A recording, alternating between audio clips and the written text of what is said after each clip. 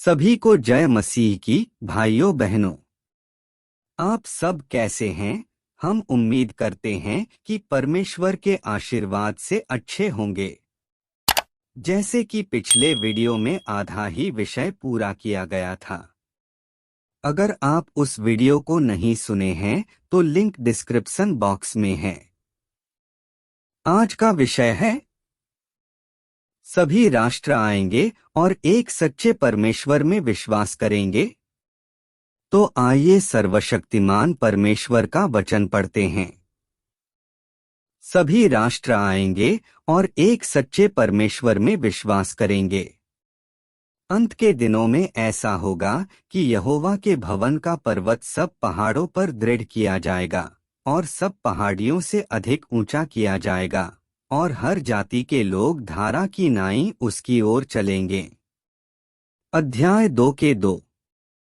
कार्य के इन तीनों चरणों का निरंतर उल्लेख क्यों किया जा रहा है?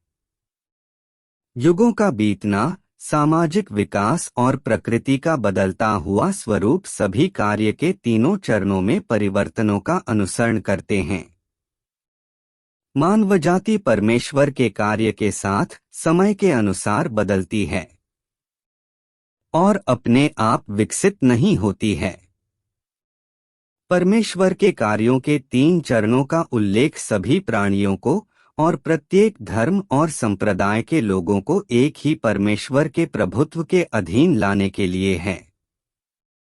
चाहे तुम किसी भी धर्म से संबंधित हो, अंततः तुम परमेश्वर के प्रभुत्व के अधीन समर्पित हो जाओगे।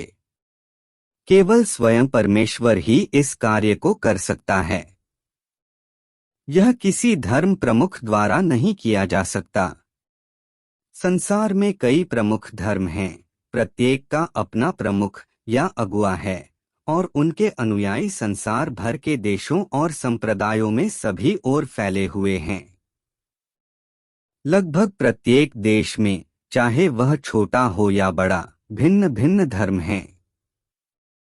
फिर भी संसार भर में चाहे कितने ही धर्म क्यों न हो, ब्रह्मांड के सभी लोग अंततः एक ही परमेश्वर के मार्गदर्शन के अधीन अस्तित्व में हैं, और उनका अस्तित्व धर्म प्रमुखों या अगुवाओं द्वारा मार्गदर्शित नहीं है।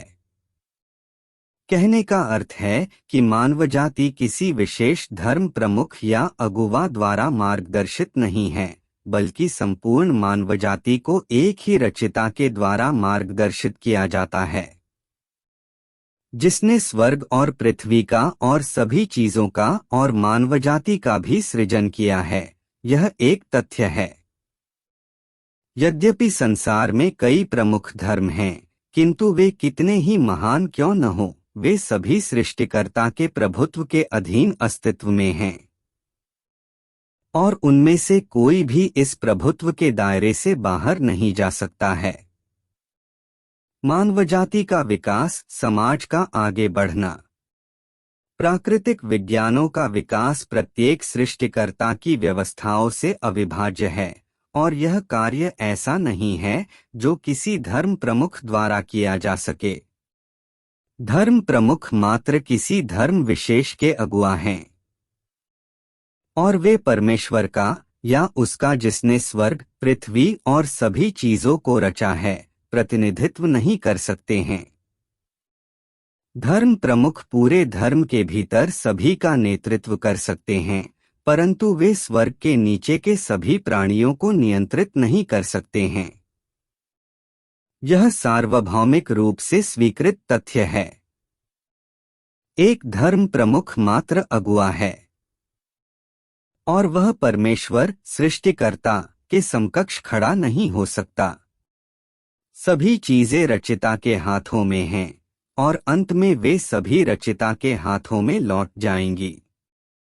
मानवजाति परमेश्वर द्वारा बनाई गई थी, और किसी का धर्म चाहे कुछ भी हो, प्रत्येक व्यक्ति परमेश्वर के प्रभुत्व के अधीन लौट जाएगा। यह अपरिहार्य है। केवल परमेश्वर ही सभी चीजों में सर्वोच्च है, और सभी प्राणियों में उच्चतम शासक को भी उसके प्रभुत्व के अधीन लौटना होगा। मनुष्य की कद काठी चाहे कितनी भी ऊंची क्यों न हो, लेकिन वह मनुष्य मानवजाति को किसी उपयुक्त गंतव्य तक नहीं ले जा सकता। और कोई भी सभी चीजों को उनके प्रकार के आधार पर वर्गीकृत करने में सक्षम नहीं है। स्वयं यहोवा ने मानवजाति की रचना की और प्रत्येक को उसके प्रकार के आधार पर वर्गीकृत किया। और जब अंत का समय आएगा तो वह तब भी सभी चीजों को उनकी प्रकृति के आधार पर वर्गीकृत करते हुए अपना कार्य स्वयं ही करेगा। यह कार्य परमेश्वर के अलावा और किसी के द्वारा नहीं किया जा सकता है। आरंभ से आज तक किए गए कार्य के सभी 3 चरण स्वयं परमेश्वर के द्वारा किए गए थे और एक ही परमेश्वर के द्वारा किए गए थे। कार्य के 3 चरणों का तथ्य परमेश्वर की समस्त मानवजाति की अगुवाई का तथ्य है। एक ऐसा तथ्य जिसे कोई नकार नहीं सकता। कार्य के 3 चरणों के अंत में सभी चीजें उनके प्रकारों के आधार पर वर्गीकृत की जाएंगी और परमेश्वर के प्रभुत्व के अधीन लौट जाएंगी, क्योंकि संपूर्ण ब्रह्मांड में केवल इसी एक परमेश्वर का अस्तित्व है और कोई दूसरे धर्म नहीं है।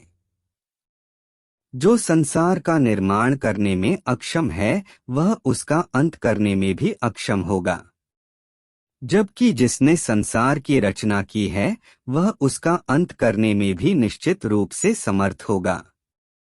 इसलिए यदि कोई युग का अंत करने में असमर्थ है और केवल मानव के मस्तिष्क को विकसित करने में उसकी सहायता करने में सक्षम है, तो वह निश्चित रूप से परमेश्वर नहीं होगा और निश्चित रूप से मानवजाति का प्रभु नहीं होगा। वह इस तरह के महान कार्य को करने में असमर्थ होगा। केवल एक ही है जो इस प्रकार का कार्य कर सकता है, और वे सभी जो यह कार्य करने में असमर्थ हैं, निश्चित रूप से शत्रु हैं, न कि परमेश्वर।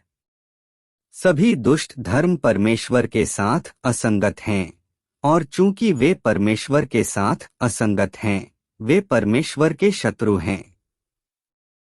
समस्त कार्य केवल इसी एक सच्चे परमेश्वर द्वारा किया जाता है और संपूर्ण ब्रह्मांड केवल इसी एक परमेश्वर द्वारा आदेशित किया जाता है।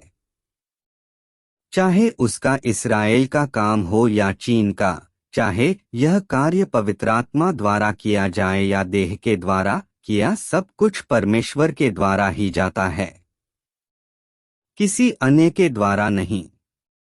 बिल्कुल इसीलिए क्योंकि वह समस्त मानवजाति का परमेश्वर है और किसी भी परिस्थिति से बाधित हुए बिना स्वतंत्र रूप से कार्य करता है, यह सभी दर्शनों में सबसे महान है। आमीन आमीन। आज का वचन इतना ही पर समाप्त करते हैं।